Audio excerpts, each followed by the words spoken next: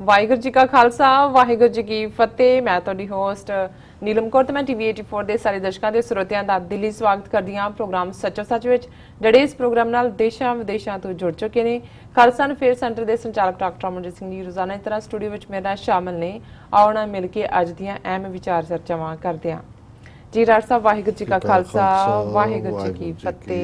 जी doctor साहब जी आयां नूं प्रोग्राम सच्चो सच विच बहुत शुक्रिया जी। डॉक्टर साहब अज 3 सितंबर 2018 19 भादो नानकशाही संमत 550 का दिन है। तो डॉक्टर साहब प्रोग्राम शुरू करने तो पहला असीं अपने दर्शकों के ਸਰੋਤਿਆਂ ਨੂੰ हमेशा तरह दस दईए व्यूअर्स, जे तुसीं हक सच इंसाफ ते पैरा दिन दा इक्को एक चैनल TV 84 ਨੂੰ देखना चाहते हो तो तुसीं देख सकते हो Spectrum cable, RCN cable, Bell 5 cable in Canada, roku, Jadoo box, शावा, फेसबुक TV 84 ਦੀ ऐप राहीं online streaming and IP box ਤੇ ਤੁਸੀਂ TV 84 ਨੂੰ ਦੇਖ ਸਕਦੇ ਹੋ। व्यूअर्स, ਜੇ ਤੁਸੀਂ TV 84 ਨਾਲ ਜਾਂ ਪ੍ਰੋਗਰਾਮ ਸੱਚੋ ਸੱਚ ਨਾਲ ਫੇਸਬੁੱਕ ਰਾਹੀਂ ਜੁੜੇ ਹੋ ਤਾਂ ਇਸ ਨੂੰ ਵੱਧ ਤੋਂ ਵੱਧ ਲਾਈਕ ਕਰੋ ਤੇ ਸ਼ੇਅਰ ਕਰੋ ਅਤੇ ਨਾਲ ਹੀ YouTube ਤੇ ਸਬਸਕ੍ਰਾਈਬ ਵੀ ਕਰਿਓ। Thank you so much. So keep watching TV 84। ਜੀ ਡਾਕਟਰ ਸਾਹਿਬ, ਪ੍ਰੋਗਰਾਮ ਦੇ ਸ਼ੁਰੂ ਵਿੱਚ ਜਿਸ ਤਰ੍ਹਾਂ ਕਿ ਅਸੀਂ ਇਸ ਵੀਕ ਦਾ ਪਹਿਲਾ ਪ੍ਰੋਗਰਾਮ ਕਰਨ ਜਾ ਰਹੇ ਹਾਂ ਤੇ ਅੱਜ ਲੇਬਰ ਡੇ ਵੀ ਹੈ, ਇਸੇ ਹੀ ਵਿਸ਼ੇ ਨੂੰ ਆਪਾਂ ਮੁੱਖ ਰੱਖ ਕੇ ਤੁਹਾਡੇ ਵਿਚਾਰ ਜਾਣਨੇ ਚਾਹਾਂਗੇ। ਜੀ ਡਾਕਟਰ ਸਾਹਿਬ, ਕੀ ਕਹਿਣਾ ਚਾਹੋਗੇ? देखो, इंसानी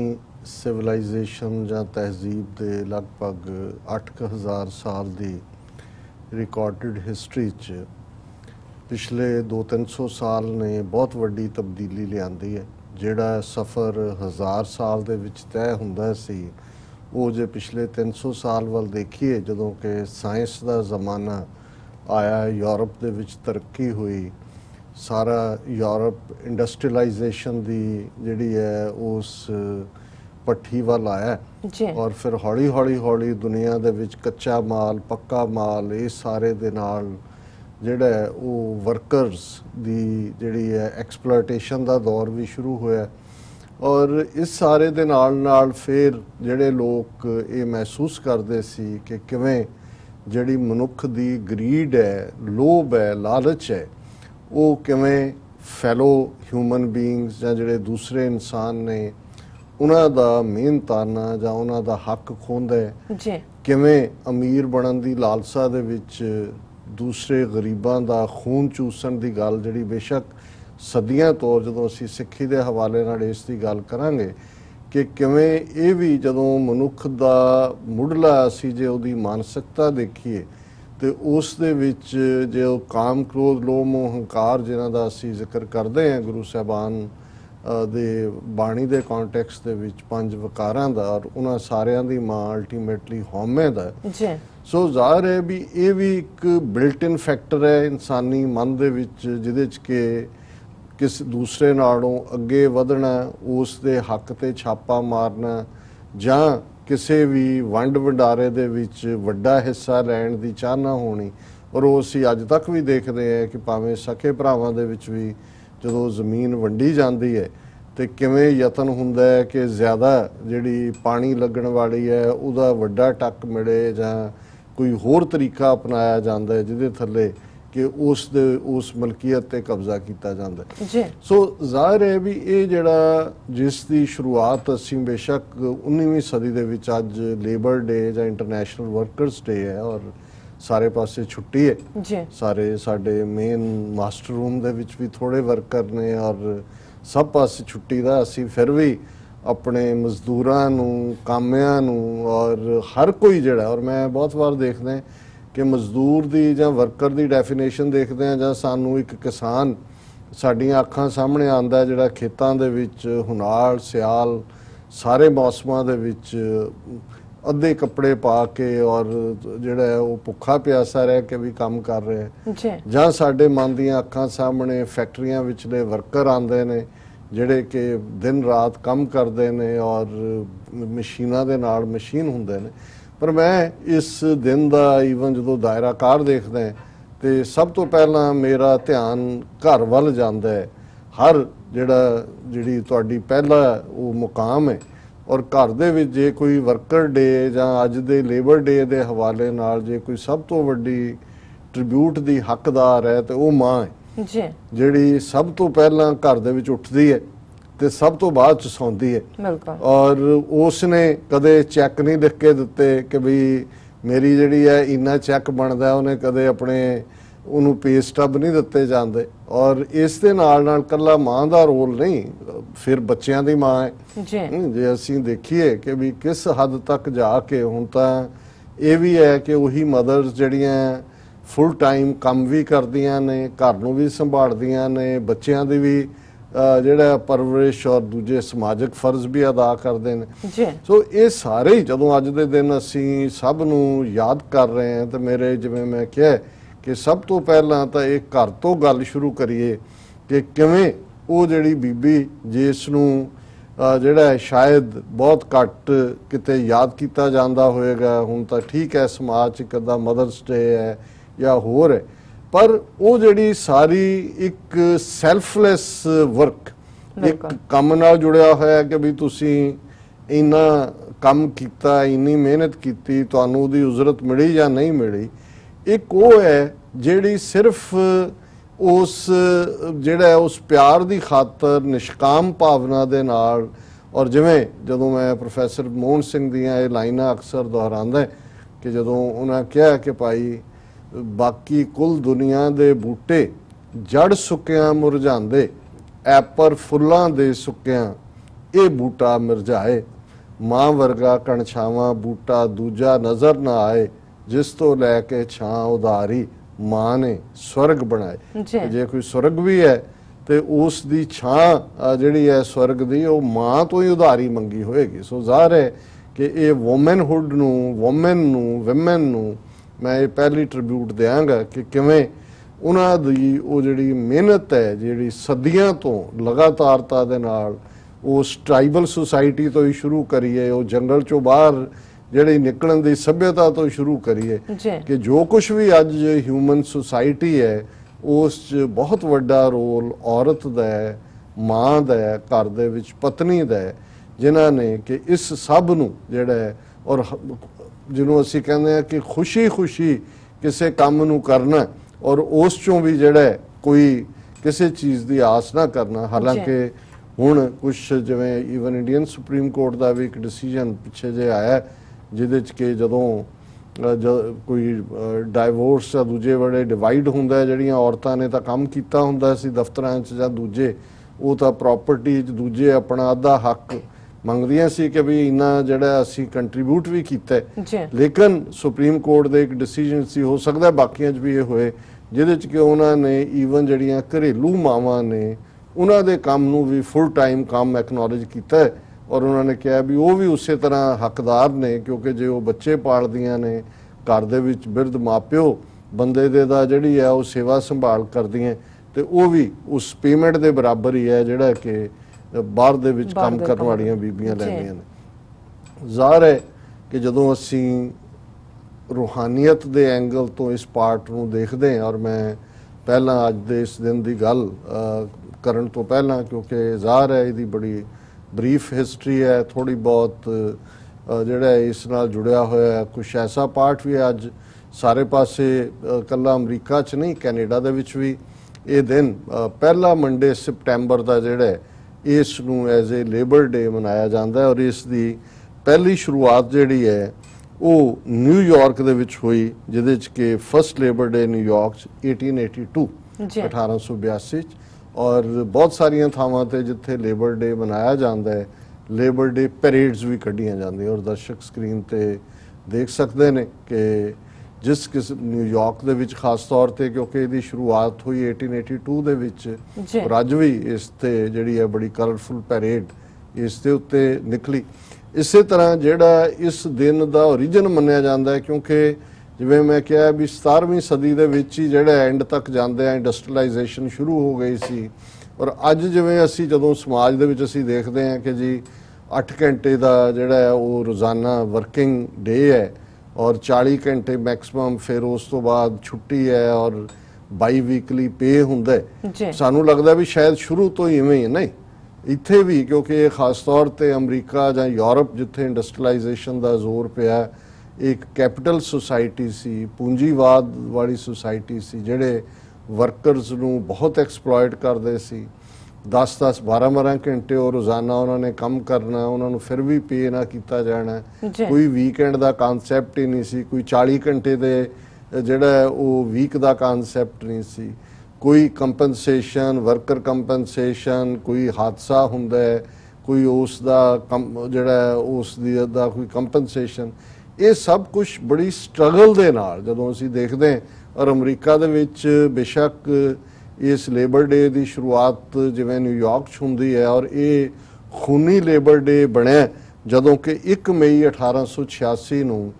ਸ਼ਿਕਾਗੋ ਦੇ ਵਿੱਚ ਵਰਕਰਸ ਜਿਹੜੇ ਨੇ ਆਪਣੇ ਹੱਕਾਂ ਦੇ ਲਈ ਇਕੱਠੇ ਹੋ ਕੇ ਜਿਹੜਾ ਉਹ ਪ੍ਰੋਟੈਸਟ ਕਰ ਰਹੇ ਸੀ, ਔਰ ਉਹਨਾਂ ਦੇ ਉੱਤੇ ਗੋਲੀ ਚਲਾਈ ਗਈ, ਜਿਹਦੇ ਵਿੱਚ ਕਈ ਦਰਜਨ ਵਰਕਰ ਜਿਹੜੇ ਨੇ ਮਾਰੇ ਗਏ। ਸੋ ਇਸ ਲਈ ਜਦੋਂ ਇਸ ਦਿਨ ਦੀ ਰੈਕਗਨੀਸ਼ਨ ਹੋਈ, ਸਭ ਤੋਂ ਪਹਿਲਾਂ ਅਮਰੀਕਾ ਦੇ ਵਿੱਚ ਓਰੀਗਨ ਦੇ ਵਿੱਚ 1886 ਦੇ ਸ਼ਿਕਾਗੋ ਗੋਲੀकांड ਤੋਂ ਬਾਅਦ 1887 ਚ ਓਰੀਗਨ ਸਟੇਟ ਨੇ ਇਸ ਨੂੰ ਐਜ਼ ਏ ਹੌਲੀਡੇ ਰੈਕਗਨਾਈਜ਼ ਕੀਤਾ, ਔਰ 1894 ਦੇ ਵਿੱਚ ਫਿਰ ਇਹ ਫੈਡਰਲ ਹੌਲੀਡੇ ਬਣੀ, ਔਰ ਹੁਣ ਇਹ ਫਿਕਸ ਹੁੰਦਾ ਹੈ ਕਿ ਪਹਿਲਾ ਮੰਡੇ ਜਿਹੜਾ ਸਪਟੈਂਬਰ ਦਾ ਹੋਏਗਾ ਉਹ ਇਸ ਦਿਨ ਨੂੰ ਯਾਦ ਕੀਤਾ ਜਾਂਦਾ। ਲੇਕਿਨ ਜੇ ਅਸੀਂ ਅਮਰੀਕਾ ਵਰਗੇ ਮੁਲਕ 'ਚ ਜਿਹੜਾ ਪੂੰਜੀਵਾਦ ਦਾ ਸੋਮਾ ਮੁੱਖ ਤੌਰ ਤੇ ਉਸ ਦਾ ਐਪੀਟੋਮ ਹੈ, ਉਸ ਦੀ ਗੱਲ ਕਰੀਏ ਤੇ ਇੱਥੇ ਵਰਕਰਸ ਨੂੰ, ਔਰ ਖਾਸ ਤੌਰ ਤੇ ਈਵਨ ਉਹ ਇੱਕ ਵੱਖਰੀ ਹਿਸਟਰੀ ਹੈ ਕੋਲ ਮਾਈਨਸ ਜੀ, ਕੋਲਾ, ਕਿਉਂਕਿ ਅੱਜ ਤਾਂ 19ਵੀਂ ਸਦੀ ਦੇ ਅਖੀਰ ਤੱਕ ਪਹੁੰਚਦੇ ਆ, ਫਿਰ ਤੇਲ ਨਿਕਲ ਆਇਆ, ਮਿਡਲ ਈਸਟ ਐਨਰਜੀ ਦੇ ਸੋਰਸ ਜਿਹੜੇ ਨੇ ਉਹ ਤੇਲ ਦੇ ਦੁਆਲੇ ਘੁੰਮਣ ਲੱਗ ਗਏ, ਪਰ ਅੱਜ ਵੀ ਕੋਲਾ ਉਨਾ ਹੀ ਇੰਪੋਰਟੈਂਟ ਹੈ। ਲੇਕਿਨ ਇੱਕ ਜ਼ਮਾਨਾ ਸੀ ਕਿ ਸਾਰਾ ਜਿਹੜਾ ਐਨਰਜੀ ਦਾ ਸੋਰਸ ਹੀ ਕੋਲ ਸੀ, ਔਰ ਕੋਲ ਮਾਈਨਸ ਜਿਹੜੀਆਂ ਕਿ ਧਰਤੀ ਦੇ ਥੱਲੇ ਕਿੰਨਾ ਡੂੰਘਾ ਪੁੱਟ ਕੇ, ਔਰ ਕਈ ਵਾਰੀ ਤੁਸੀਂ ਉਹ ਸਾਰੇ ਮਿੱਟੀ ਨੂੰ ਪੁੱਟਿਆ ਹੋਇਆ ਉਹ ਸਾਰੇ ਦੇ ਸਾਰੀ ਜਿਹੜੀ ਹੈ ਉਹਦੇ ਵਿੱਚ ਆ ਕੇ ਡਿੱਗ ਪੈਂਦੀ ਸੀ, ਔਰ ਉਹਦੇ ਚ ਕਿੰਨੇ ਸੈਂਕੜਿਆਂ ਵਰਕਰ ਦੱਬ ਜਾਂਦੇ ਸੀ। ਇਸੇ ਤਰੀਕੇ ਨਾਲ ਮੌਸਮ, ਵੈਦਰ, ਮੀਂਹ ਜਦੋਂ ਕਿ ਜਿਹੜਾ ਤੁਸੀਂ ਉਹ ਸਾਰੇ ਚ ਕਰਦੇ ਹੋ। ਸੋ ਕੋਲ ਮਾਈਨਰਸ ਨੂੰ ਬਹੁਤ ਸਟਰਗਲ ਕਰਨੀ ਪਈ, ਔਰ ਜੇ ਉਹਨਾਂ ਦੀ ਅਸੀਂ ਹਿਸਟਰੀ ਦੇਖੀਏ ਤੇ ਬਹੁਤ ਵੱਡੀਆਂ ਕੁਰਬਾਨੀਆਂ ਉਹਨਾਂ ਨੇ ਕੀਤੀਆਂ ਨੇ, ਔਰ ਪਹਿਲੀਆਂ ਯੂਨੀਅਨਸ ਜਿਹੜੀਆਂ ਅਮਰੀਕਾ ਦੇ ਵਿੱਚ ਬਹੁਤ ਪਾਵਰਫੁਲ ਬਣੀਆਂ, ਜਿਨ੍ਹਾਂ ਨੇ ਫਿਰ ਅਲਟੀਮੇਟਲੀ ਇਹ ਜਿਹੜਾ ਯੂਨੀਅਨਿਜ਼ਮ ਦਾ ਕਨਸੈਪਟ ਹੈ ਇਹ ਵੀ ਇਹਦੇ ਚੋਂ ਹੀ ਨਿਕਲਿਆ ਕਿ ਭਾਈ ਆਪਣੇ ਹੱਕਾਂ ਦੇ ਲਈ ਜਿਹੜਾ ਸਾਨੂੰ ਖਲੋਣਾ ਪਏਗਾ, ਲੜਨਾ ਪਏਗਾ। ਸੋ ਜਿਹੜਾ ਪੂੰਜੀਪਤੀ ਸੀ, ਜਿਹਦਾ ਮਾਲਕ ਸੀ ਉਹਨੇ ਫੈਕਟਰੀਆਂ ਦੇ ਜਾਂ ਉਹਨਾਂ ਮਾਈਨਸ ਦੇ, ਉਹ ਫਿਰ ਕੱਲੀ ਕੋਲ ਮਾਈਨ ਨਹੀਂ, ਗੋਲਡ ਮਾਈਨ, ਦੂਸਰੇ ਤੀਸਰੇ, ਉਹਨਾਂ ਸਾਰਿਆਂ ਨੂੰ ਹੁੰਦਾ ਸੀ ਕਿ ਤੁਸੀਂ ਘੱਟ ਤੋਂ ਘੱਟ ਪੈਸੇ ਦਿਓ ਔਰ ਵੱਧ ਤੋਂ ਵੱਧ ਉਹਨਾਂ ਨੂੰ ਐਕਸਪਲੋਇਟ ਕਰੋ। ਸੋ ਇਹ ਸਾਰਾ ਜਦੋਂ ਅੱਜ ਅਸੀਂ ਇਸ ਮੁਲਕ ਦੇ ਵਿੱਚ ਇੱਕ ਪੂਰਾ ਸਿਸਟਮ ਬਣਿਆ ਦੇਖਦੇ ਹਾਂ, ਜਿਸ ਦੇ ਵਿੱਚ ਇੱਕ ਸੋਸ਼ਲ ਸਿਕਿਉਰਿਟੀ ਸਿਸਟਮ ਹੈ, ਇੱਕ ਕੰਪਨਸੇਸ਼ਨ ਸਿਸਟਮ ਹੈ ਅਗੇਂਸਟ ਡਿਸਕ੍ਰਿਮੀਨੇਸ਼ਨ। ਜੇ ਤੁਸੀਂ ਜੌਬ ਲਈ ਅਪਲਾਈ ਕਰਦੇ ਹੋ, ਤੁਹਾਨੂੰ ਲੱਗਦਾ ਹੈ ਵੀ ਤੁਹਾਡੇ ਰੰਗ ਕਰਕੇ ਜਾਂ ਜੈਂਡਰ ਕਰਕੇ, ਨਸਲ ਕਰਕੇ, ਧਰਮ ਕਰਕੇ ਤੁਹਾਨੂੰ ਡਿਨਾਈ ਕੀਤਾ ਗਿਆ, ਤੁਸੀਂ ਜਿਹੜਾ ਉਹ ਇਕੁਅਲ ਓਪਰਚੁਨਿਟੀ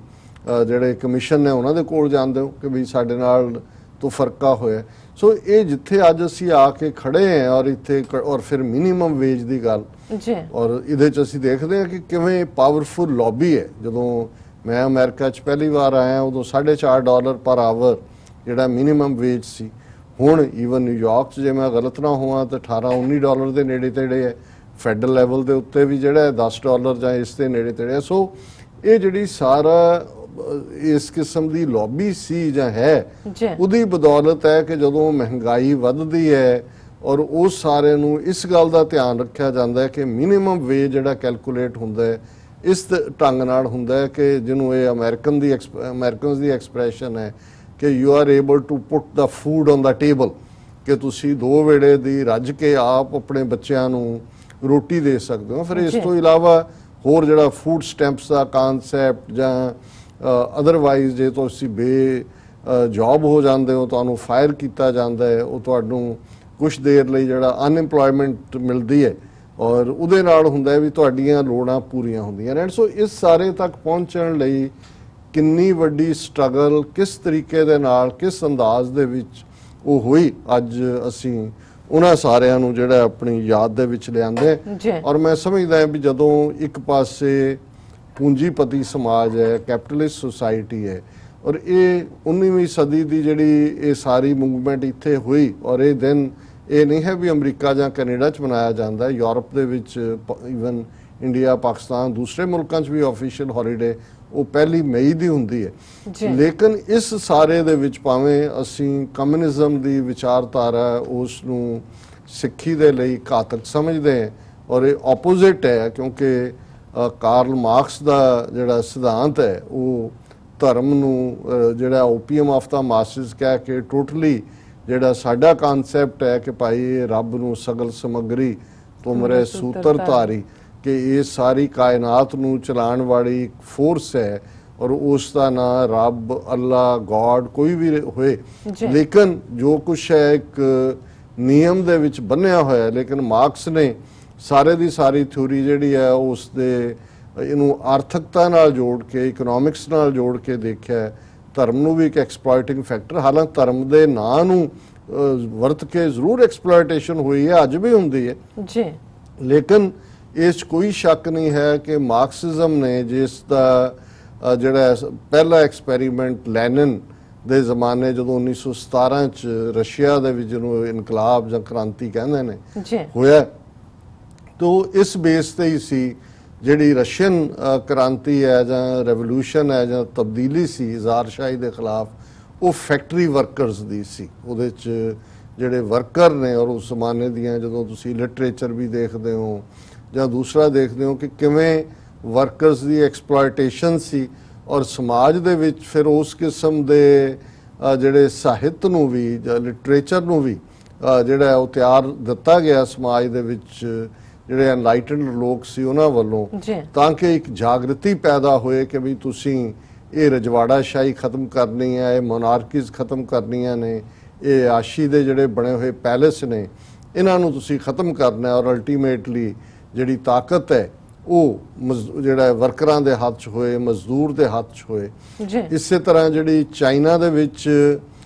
ਥੋੜੀ ਤਬਦੀਲੀ ਦੇ ਨਾਲ ਜਾਂ ਥੋੜੇ ਡਿਫਰੈਂਸ ਦੇ ਨਾਲ ਉਸ ਨੂੰ ਇੰਪਲੀਮੈਂਟ ਕੀਤਾ ਉਹ ਮਾਓ ਜ਼ੇ ਤੁੰਗ ਨੇ ਕੀਤਾ ਔਰ ਮਾਓ ਜ਼ੇ ਤੁੰਗ ਦਾ ਜਿਹੜਾ ਚਾਈਨੀਜ਼ ਰੈਵੋਲੂਸ਼ਨ ਜਿਹਨੂੰ ਚ ਲੌਂਗ ਮਾਰਚ ਔਰ ਹੋਰ ਕਈ ਕੁਛ ਉਹਦੇ ਨਾਲ ਜੁੜਿਆ ਹੋਇਆ ਹੈ, ਉਸ ਦਾ ਆਧਾਰ ਖੇਤੀਬਾੜੀ ਵਾਲਾ ਮਜ਼ਦੂਰ ਸੀ, ਜਿਹੜਾ ਕਿਸਾਨ। ਸੋ ਜਿਹੜੀ ਚਾਈਨੀਜ਼ ਕ੍ਰਾਂਤੀ ਹੈ ਉਹ ਖੇਤੀਬਾੜੀ ਦੇ ਜਿਹੜੇ ਕਿਸਾਨ ਦੀ ਹੈ, ਰਸ਼ੀਅਨ ਜਿਹੜਾ ਹੈ ਉਹ ਜ਼ਾਹਰ ਹੈ ਕਿ ਫੈਕਟਰੀ ਵਰਕਰਸ ਦੀ ਹੈ। ਔਰ ਦੋਨੋਂ ਹੀ ਅਲਟੀਮੇਟਲੀ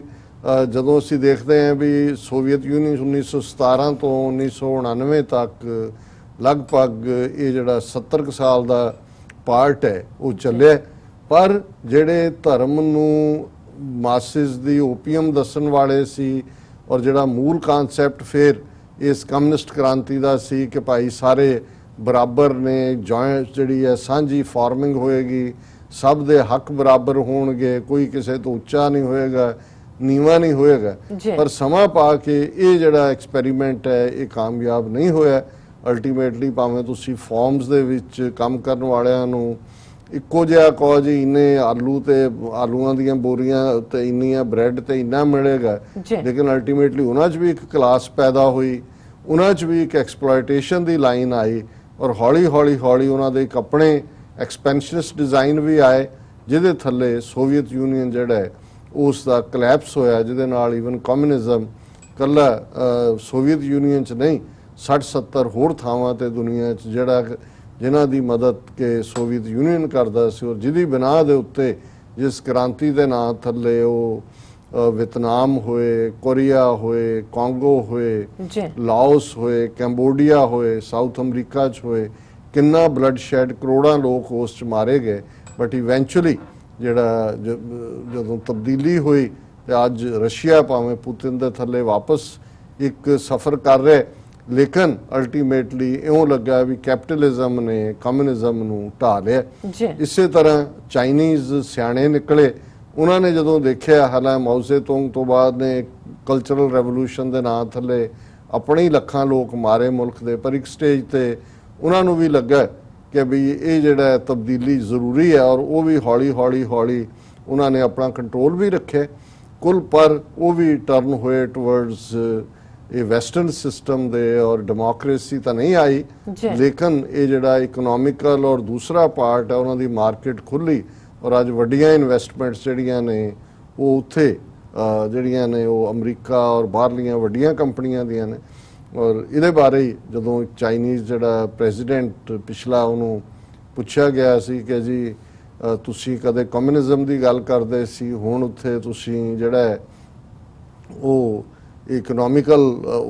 ਜਿਹੜਾ ਲਿਬਰਟੀ ਵਾਲਾ ਕੈਪੀਟਲ ਸਿਸਟਮ ਹੈ ਇਸ ਨੂੰ ਔਨ ਕਰ ਲਿਆ। ਤਾਂ ਉਹਨੇ ਇੱਕ ਚਾਈਨੀਜ਼ ਪ੍ਰੋਵਰਬ ਨੂੰ ਕੋਟ ਕੀਤਾ ਸੀ ਕਿ ਜੀ it doesn't matter the cat is black or white but it should know how to catch the mice. ਕਿ ਬਿੱਲੀ ਦਾ ਰੰਗ ਚਿੱਟਾ ਹੈ ਕਿ ਕਾਲਾ ਹੈ ਇਹਦਾ ਫਰਕ ਨਹੀਂ ਪੈਂਦਾ, ਉਹਨੂੰ ਚੂਹੇ ਫੜਨੇ ਹੋਣੇ ਚਾਹੀਦੇ ਨੇ। ਸੋ ਜ਼ਾਹਰ ਹੈ ਉਹ ਉਹਦੇ ਥੱਲੇ ਉਹਨਾਂ ਨੇ ਉਹਨੂੰ ਕਵਰ ਕੀਤਾ। ਔਰ ਅੱਜ ਵੀ ਬੇਸ਼ੱਕ ਕਿਸੇ ਨਾ ਕਿਸੇ ਫਾਰਮ ਦੇ ਵਿੱਚ ਇਹ ਬੜੀ ਹੋਪ ਵੀ ਹੁੰਦੀ ਸੀ ਜਦੋਂ ਅਸੀਂ ਗਰੋ ਹੋਏ ਹਾਂ, ਸਾਡੇ ਆਲੇ ਦੁਆਲੇ ਵੀ ਜਿਹੜਾ ਵਰਕਰ ਮੂਵਮੈਂਟ ਸੀ ਜਾਂ ਕ੍ਰਾਂਤੀ ਦੀ ਗੱਲ ਸੀ ਉਹਦਾ ਕਾਫੀ ਜ਼ੋਰ ਹੁੰਦਾ ਸੀ, ਸਾਡੇ ਹੱਕ ਇੱਥੇ ਰੱਖ, ਇਸ ਕਿਸਮ ਦੀਆਂ ਲਾਈਨਾਂ, ਜਾਂ ਅੰਮ੍ਰਿਤਾ ਪ੍ਰੀਤਮ ਦਾ ਇਹ ਕੋਟ ਹੁੰਦਾ ਸੀ ਕਿ ਹੱਕ ਜਿਨ੍ਹਾਂ ਦੇ ਆਪਣੇ ਆਪੇ ਲੈਣਗੇ ਖੋ, ਇਹ ਸਾਰਾ ਚੱਲਦਾ ਸੀ। ਔਰ ਮੈਨੂੰ ਫੈਜ਼ ਅਹਿਮਦ ਫੈਜ਼ ਦੀ ਮੈਂ ਇੱਕ ਨਜ਼ਮ ਦਾ ਸ਼ੇਅਰ ਮੇਰੀਆਂ ਅੱਜ ਮਨ ਦੀਆਂ ਜਿਹੜਾ ਮੈਨੂੰ ਪੜ੍ਹਨ ਦਾ ਮੌਕਾ ਬਣਿਆ ਕਿ ਹਮ ਮਿਹਨਤ ਕਸ਼ ਜਗ ਵਾਲੋਂ ਸੇ जब अपना हिस्सा मांगेंगे, एक खेत नहीं एक देश नहीं हम सारी दुनिया मांगेंगे। कि भी ये हक्कां दी गल है कि दुनिया दे विच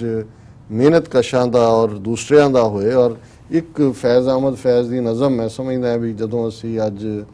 वर्करां मजदूरां दी गल कर रहे हैं ते वो हमेशा ही जिस नूं इकबाल बानो जिहड़ी पाकिस्तान दी बहुत अच्छी गायका सी उसने जिस अंदाज च गाया अज भी, और उन्होंने जमानिਆਂ 'ਚ ਉਹਨੇ गाया ਜਦੋਂ ਜ਼ਿਆਉਲ ਹੱਕ ਪਾਕਿਸਤਾਨ ਦੇ ਫੌਜੀ ਡਿਕਟੇਟਰ ਸੀ ਔਰ ਲੋਕਾਂ ਦੇ ਵਿੱਚ ਤਬਦੀਲੀ ਦੀ ਗੱਲ ਚੱਲ ਰਹੀ ਸੀ। ਪਰ ਇਸ ਨਜ਼ਮ ਦਾ ਇਹ ਫੈਜ਼ ਅਹਿਮਦ ਫੈਜ਼ ਦੀ ਨਜ਼ਮ ਹੈ ਔਰ ਇਸ ਦਾ ਜਿਹੜਾ ਬੇਸ ਸੀ ਉਹ ਇਨਫੈਕਟ ਰੈਵੋਲੂਸ਼ਨ ਮਜ਼ਦੂਰਾਂ ਦੇ ਹੱਕਾਂ ਦੀ ਗੱਲ। ਫੈਜ਼ ਅਹਿਮਦ ਫੈਜ਼ ਬਹੁਤ ਵੱਡਾ ਕਵੀ ਔਰ ਮੈਂ ਸਮਝਦਾ ਵੀ ਜੇ ਉਰਦੂ ਸ਼ਾਇਰੀ 'ਚ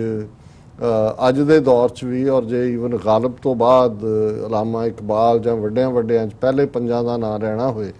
ਤੇ ਜਿਹੜਾ ਫੈਜ਼ ਅਹਿਮਦ ਫੈਜ਼ ਦਾ ਤੇ ਉਹਦੇ 'ਚ ਉਹਨਾਂ ਦੀ ਇੱਕ ਜਿਹੜੀ ਇਹ ਨਜ਼ਮ ਬੜੀ ਪਪੂਲਰ ਹੈ, ਹਮ ਦੇਖेंगे। ਇਹ ਇੰਤਜ਼ਾਰ ਹੈ ਕਿ ਅਸੀਂ ਉਸ ਤਬਦੀਲੀ ਨੂੰ ਜਦੋਂ ਕਿ ਕਾਮਨ ਬੰਦੇ ਦੇ ਹੱਥ ਦੇ ਵਿੱਚ ਪਾਵਰ ਆਏਗੀ, ਲਾਜ਼ਮ ਹੈ ਕਿ ਹਮ ਵੀ देखेंगे वो दिन के जिसका वादा है हम देखेंगे, जो लोहे अजल पे लिखा है हम देखेंगे, जब जुल्मों सितम के कूहे गरां रुई की तरह उड़ जाएंगे, हम महकूमों के पांव तले ये धरती धर धर धड़केगी, और अहले हकाम के सरों पर जब बिजली कड़कड़ कड़केगी हम देखेंगे। और ये जदों जुल्मो सितम दे पहाड़ उड़ जाने और रूह की तरह उड़नगे और असी जेड़े के महकूम हाँ साडे पैरां थल्ले जिहड़ा वो धरती कंबेगी, धड़ धड़ धड़केगी, और जेड़े हाकम ने जिन्हां ने अन्नी ताकत दे नशे दे उत्ते जिहड़े बैठे ने उन्हां दे उत्ते जिहड़ी है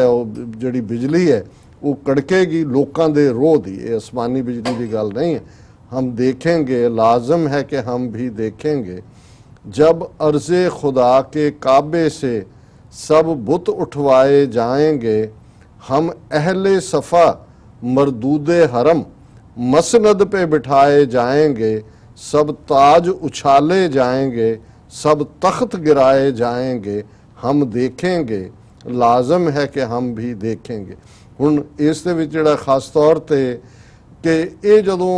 जिहड़ा एक पिस रहा बंदा है जिसनूं एक्सप्लॉयट किया जा रहा है उस दी अर्ज जदों खुदा तक पहुँचती है और ये उस दा जिहड़ा उस दे काबे चों ये जिहड़े सारे ही उस दे राह च बने हुए रुकावट ने जिहड़े कैपिटलिस्ट जिहड़े अमीर लोग ये सारियां दा होएगा। और जिहड़े असी अहले सफ़ा मरदूदे हरम जिहड़े असी बिल्कुल सब तो छोटे पायदान ते हैं समेज ते मसनद पे बिठाए जाएंगे। मसनद तख्त नूं कहंदे ने कि भी ਅਲਟੀਮੇਟਲੀ ਜਿਹੜੀ ਪਾਵਰ ਹੈ ਉਹ ਕਾਮਨ ਬੰਦੇ ਦੇ ਕੋਲ ਹੋਏਗੀ। ਔਰ ਇਹ ਉਦੋਂ ਔਰ ਜਦੋਂ ਇਵੇਂ ਹੋਏਗਾ सब ताज उछाले जाएंगे, सब तख्त गिराए जाएंगे। फिर ये ताजा वाले जिहड़े ने उड़ा दिते जाणगे, तख्त इन्हां दे डेग दिते जाणगे। फिर अगे दो होर ने, पर मैं तां ये ट्रिब्यूट देना चाहुंदा सी भी अल्टीमेटली एक होप तां भावें ये होप टुट्टी, ईवन फैज़ अहमद फैज़ भी उन्हां दे अखीरले दिन उदासियां वेले वाले सी, क्योंकि और असी जे भारती उस तब्दीली दे जिहड़े लोग सी उन्हां बारे तो एक बड़ा मशहूर लतीफा सी कि कामरेडां दी एक अंदर बड़ी अहम मीटिंग चल रही है तो एक बंदा बड़े फटे पुराने कपड़ियां दे विच दूर बाहर बैठा है तो उन्होंने कोई पूछता है कि भी तू मीटिंग च नहीं, तू कौन है तो मीटिंग च क्यों नहीं गया? उन्हें कहा जी मैं रेवोल्यूशन है, क्रांति है, तो मैनू कामरेडा ने बाहर कढ़ दिता। सो ज़ाहिर है भी ਜਿਹੜੇ ਲੋਕ ਲੋਕਾਂ ਦੇ ਹੱਕਾਂ ਦੀ ਗੱਲ ਕਰਨ ਵਾਲੇ ਸੀ, ਮਜ਼ਦੂਰਾਂ ਕਿਸਾਨਾਂ ਦੀ ਗੱਲ ਕਰਨ ਵਾਲੇ ਸੀ, ਉਹ ਖੁਦ ਪੂੰਜੀਵਾਦ ਔਰ ਉਸ ਦੀ ਪਕੜ ਦੇ ਥੱਲੇ, ਜਕੜ ਦੇ ਥੱਲੇ ਔਰ ਗਰੀਡ ਦੇ ਥੱਲੇ ਔਰ ਹਰਕਿਸ਼ਨ ਸਿੰਘ ਸੁਰਜੀਤ ਵਰਗੇ ਜਿਹੜੇ ਫਿਰ ਸੱਤਾ ਦੇ ਗਲਿਆਰਿਆਂ 'ਚ ਜਿਹੜੇ ਨੇ ਉਹ ਦਲਾਲ ਬਣੇ ਔਰ ਅੰਨਾ ਪੈਸਾ ਹਰ ਪਾਸਿਓਂ ਹਰ ਇੱਕ ਨੇ ਵੱਢਿਆ। और ये गल एक बार अमेरिकन एंबेसडर जो दिल्ली सी उन्हें कहा सी ये जोड़े कामरेड ने ये पार्लीमेंट बड़े बड़े गर्म गर्म बयान देंदे ने, अमरीका के खिलाफ बोलते हैं, तो फिर बाहर आके कहते हैं भी 2 दिन बाद फोन आया हुंदा जी साडे पुत्र दा जरा अमरीका की यूनिवर्सिटी स्कॉलरशिप का प्रबंध कर दिओ, उन्होंने पढ़न लई भेजणे। सो ये जिहड़ा इस किस्म की हिपोक्रेसी सी उसने इस लहर का जिहड़ी सी नुकसान कीता। पर कुल मिला के मैं देखदा भी ये जिहड़ा ना तो पूंजीवाद जिहड़ा अज कैपिटल सोसाइटी बनी है इस गरीड रहनी है, पैसे की दौड़ हमेशा कदे भी तुहानू एक थां दे उत्ते जिहड़ा वो संतुष्ट नहीं होण दिंदी। वो गुरु साहब का फरमान है, सहस खटे लख को उठता आवे, तृप्त ना आवे माया पाछे पावे। कि जिहदे कोल 1000 है वो लख लई दौड़ेगा, लख वाला मिलियन लई दौड़ेगा, और जिहड़ा इस दौड़ दे विच शामिल होया वो कदे संतुष्ट नहीं हो सकता। बिना संतोख नहीं को राज्य, कदे कोई संतोख तो बिना नहीं रज्या। सो कैपिटलिस्ट सिस्टम दी भी ये जिहड़ा इसनूं नकारिया कि भी अल्टीमेटली जिवें गुरु साहब ने फरमाया माया धारी अत अन्ना बोला, जिस दे कोल लोड़ तो वध एक्सप्लॉइटेड लेबर हुंदी है उन्होंने अखां तो नज़र आउणों हट जाता है, कन्नां तो सुणनों हट जाता है। और फिर ये भी नाल फरमाया कि पापां बाज ना होवे कट्ठी, मोया साथ ना जाए। कि इस गल का भी रिमाइंडर है कि ये जिहड़ा पाप तो पाप का मतलब है वो कुछ करना जो जायज़ नहीं है। जिहड़ी एक्सप्लॉइटेड लेबर है, जदों तुसीं मजदूर का हक नहीं दिंदे, जां एक दुकानदार है वो 4 गुणा पैसे लै रहा है, ब्लैक कर रहा है, उन्हें पता है भी इस चीज़ जिन्होंने हुण इन्होंने तो इकॉनमी बनाई है जी डिमांड एंड सप्लाई। हुण इंडिया 72 रुपये के नेड़े तेड़े लोग चीकां मार रहे हैं एक डॉलर के मुकाबले होया,